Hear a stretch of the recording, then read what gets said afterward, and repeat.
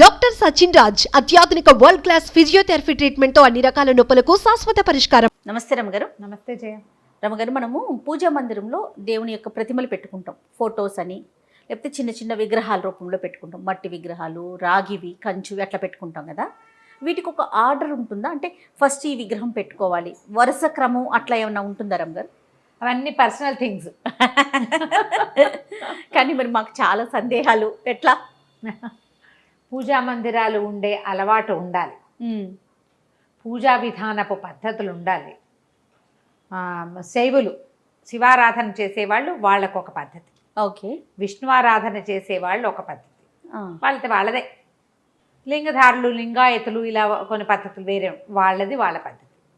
సాధారణంగా ఎవరైనా ఏదో పటాలు పెట్టుకుంటాం, విగ్రహాలు పెట్టుకుంటాం, బొమ్మలు పెట్టుకుంటాం. పాతకాలపు విధానాలు వేరు కదా. ఇప్పుడంతా మనం ఏంటంటే ఒక పూజ గది ఒక చక్కగా పెట్టుకోవటం, మన తాలూకు టేస్ట్, మన భక్తి, మన టేస్ట్, మన అభిరుచి ప్రతిబింబించేలాగానే పూజా మందిరాలు అవి ఇవి ఉంటున్నాయి. అవునవును కదా.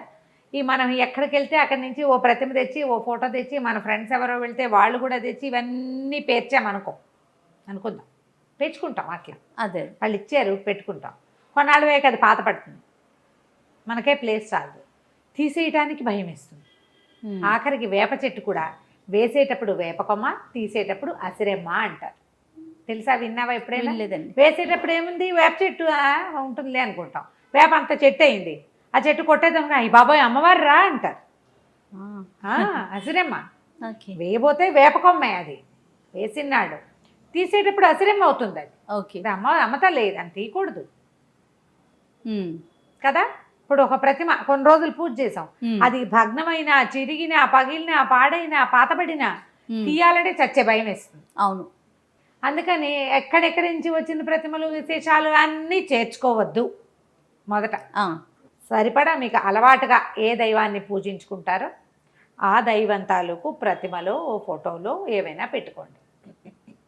ఈ ప్రతిమా విశేషాలు అవి పెట్టడానికి కూడా లోహంతో చేసిన ప్రతిమలు, మట్టితో చేసిన ప్రతిమలు రకరకాలు ఉన్నాయి కదా. వెండి, బంగారు, కంచు, ఇత్తడి, పంచలోహాలవి ఇట్లా ప్రతిమలు పెట్టుకుంటారు. ఈ ప్రతిమ ఇంతకు మించి ఉండకూడదని ఒక పరిమాణం చెప్తారు. ఆ ప్రతిమ కూడా బోల్ ఉండకూడదు, హాలో ఉండకూడదు, హాలోగా ఉన్నది పనికిరాదని కొన్ని చోట్ల చెప్తారు. మనం ఎన్నని ఫాలో అవుతాం? నేను ఒకటి చెప్తా, ఆవిడెవరో అక్కయ్య ఇంకొక చెప్తారు, పెద్దక్కయ్య గారు, ఓ పెద్దమ్మ గారు ఇంకోటి చెప్తారు. వీళ్ళందరికీ మహాగురువు, మనమందరం ఫాలో అయ్యే మహానుభావులు ఇంకొకటి చెప్తారు. నీకొకటి బుద్ధిలో ఇంకొకటి ఉంటుంది, నీకు ఒక ఉత్సాహం ఉంటుంది, వాళ్ళు ఎవరింట్లోనూ చూసి వస్తావు, అది పెట్టుకోవాలనిపిస్తుంది. అవును. అప్పుడు ఎవరిని ఫాలో అవ్వాలి తెలియదు, పెట్టుకున్నావు పోనీ. ఇవన్నీ సార్వజనీనమైన సంగతులమ్మా, ఎవరిని ఉద్దేశించినవి కాదు. ఎవరో వస్తారు, నా బొట్టు వాళ్ళే, అదేంటి అది అలా పెట్టుకున్నారు, ఇలా పెట్టుకోకూడదు కదా, ఇలా అవుతాయి అని చెప్తారు.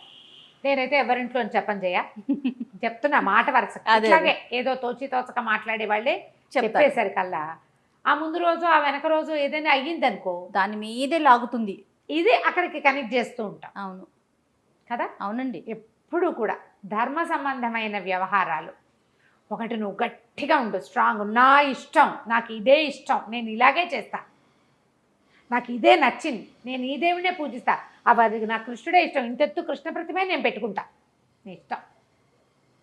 లేదా మా ఇంట్లో ఉంది, మా అమ్మమ్మ చేసింది, అమ్మ చేసింది, లేదా అత్తగారు చేశారు, అత్తగారు చేశారు, మేము ఇలాగే పెట్టుకుంటాం, అది కూడా నీ ఇష్టం. రెండో పాయింట్ కాదు, ఒక గురువు గారు వారు ఏది సెలవిస్తే అది పెట్టుకో.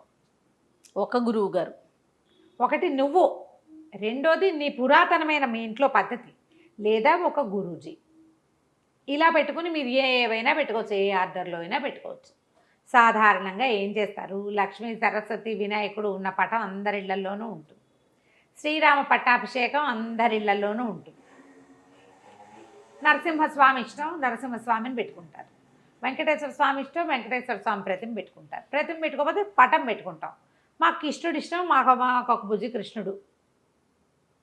లక్ష్మీదేవి అందరిళ్లలోనూ లక్ష్మీదేవులు, మళ్ళీ వరలక్ష్మి వ్రతాలు, బంగారపు షాపులు వాళ్ళు రండి మీకు అవేవో ఇస్తామని పిలిచి కొన్ని దశాబ్దాలుగా అందరిళ్లలోనూ లక్ష్మీదేవులు ఉంటున్నారు, ప్రతిమలు కొనుక్కుని పెట్టుకుంటారు. పూజ చేయొచ్చు చేయకూడదు, దీనికి హాలో ఉంది, చిల్లు ఉంది, ఏకాండి ప్రతిమ, ఇది రాగిది, వెండిది, ఇత్తడిది, ఏవో ఆలోచిస్తాం. పూర్తిగా మీ మనసు. నేను ఒకటి చెప్తా, మా ఇంట్లో ఇలా కాదండి అంటావు నువ్వు, అవునా? ఖచ్చితంగా. అబ్బాయి బాయిలు మీరు మీవన్నీ మా మీద ఎందుకు రుద్దుతారు అంటారు ఇంకొకళ్ళు. మీకు కావాల్సినట్టు మీరు పెట్టుకోండి, మాకు కావాల్సినట్టు మేము పెట్టుకుంటాం అని ఇంకా చక్కగా అంటే ఏమంటారంటే, నీ ఇల్లు నీ ఇష్టం, మా ఇల్లు మా ఇష్టం, ఏకవచనాల్లో కూడా వచ్చేస్తారు. ఎలాగైనా జరిగేది. అందుకని నియమం ఏదైనా పెట్టుకునేటప్పుడు భయపడకుండా ఉండే వాటిలలోకి దిగండి. సాధారణంగా వినాయక ప్రతిమలు పెట్టుకుంటారు, ఎందుకనో తెలీదు. మా ఇంట్లో ఆ పెళ్ళప్పుడు ఎవరో ఇంత వినాయకుడిని సిల్వర్ వినాయకుడిని ఇచ్చారు, అదేంటి తమాషాగా మెరిసేది. ఎప్పుడూ ఆయన మా పూజలోనే ఉన్నాడు. మా అమ్మగారు మా సింహాసనం ఉంటుంది మా ఇళ్లలో. సింహాసనం ఉండేసి కుటుంబాలు కొన్ని ఉంటాయి. ఇంత ఇత్తడి సింహాసనం ఉండి అందులో ఒక అన్నపూర్ణ, ఒక వినాయకుడు, ఒక గౌరీదేవి, చిన్న ఎర్రటి రాయి, అదేదో సోనానదో ఎక్కడి నుంచో తెస్తారట, చిట్టి అంత ఎర్రరాయి, ఇవి ఉంటారు. అన్నపూర్ణ గరిట పట్టుకున్న అన్నపూర్ణాదేవి, బియ్య బస్తాల్లో కూడా వేసుకుంటాం అన్నపూర్ణాదేవి. ఈ సింహాసనం ఉంటాయి. కొన్ని చోట్లేమో ఇలాగా ఒక దాంట్లో ఒకటి పెట్టి ఉన్నటువంటి బిద్దెలు, అరివేణాలు అవి ఉంటాయి చూడు, కుండలు, అట్లా దాన్ని ఏదో అంటారు, గుడ్లు ఏమంటారో కరెక్ట్గా దాని పేరు నాకు గుర్తు రావటల్లా. ఓ 4 ఉండాలి పూర్ణ కలశాలు. గంగాజలం పెట్టుకుంటారు కొంతమంది. ఇందులో ఇదే కరెక్టు ఇది తప్పు అని ఏమీ లేదు. నేను చెప్పా కదా 3 పాయింట్లు, ఎవరైనా ఇదే చెప్తారు. సింహాసనంలో ఉండి ఆ వినాయకుడు ఉన్నాడా, ఈ తెల్ల వినాయకుడు ఈ వినాయకుడు కాకుండా నేను ఎప్పుడో ఆకుపచ్చ మన జేడు మరకత వినాయకుడు, ఎందుకు ఆయన ఆకర్షించాడు, ఒక చిన్న వినాయకుడిని తెచ్చిపెట్టుకున్నాం. మాకు ఒక పంచాయతనం ఉంది, అందులో గణపతి ఉన్నాడు.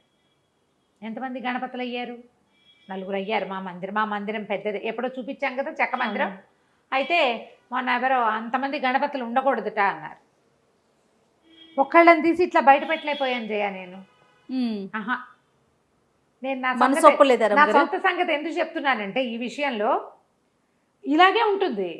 మనసొప్పలేదు నాకు మనసొప్పల. మామగారు చాలా ప్రీతిగా ఇచ్చారు ఇది. ఇప్పుడు ఎక్కడ 30 ఏళ్ళైంది మా పెళ్ళైన సంవత్సరం.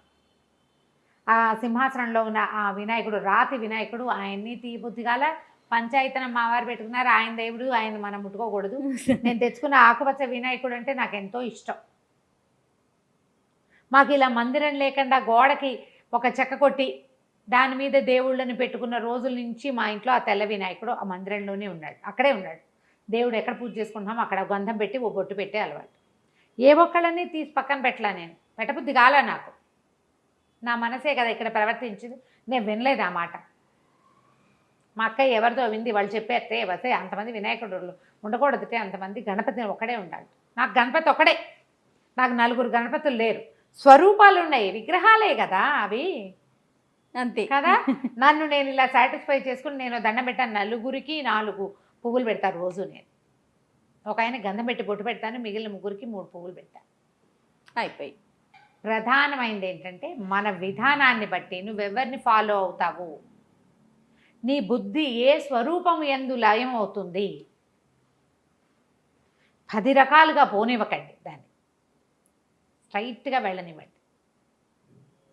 ప్రతిమా విశేషాలు ఏవైనా పెట్టుకుంటే శుభ్రం చేసుకోవాలి. పూజకి నిత్యము అదొక పని, చక్కగా శుభ్రం చేసుకోవటము, ఎప్పుడూ పులికాపు పెట్టడము చేస్తారు కదా. పులికాపు చక్కగా గడ్డి అవి కాల్చి ఆ బూడిద భస్మం వస్తుంది కదా, అది కాస్త చింతపండు అవి వేసి ప్రతిమలు తోముకోవాలి. దేవతా మందిరం ఎప్పుడు బూజు దుమ్ము లేకుండా దులుపుకోవాలి, అలంకారం చేయాలి. మీకు ఆ రకమైన భక్తి విశేషాలు తాత్పర్యాలు ఉంటే, భక్తి తత్పరతే కదా మనకు కావాల్సింది, చేసుకోండి హాయిగా. ఇది పెట్టచ్చు ఇది పెట్టకూడదని ఏముంది, చెక్కవి పెట్టుకోవచ్చు.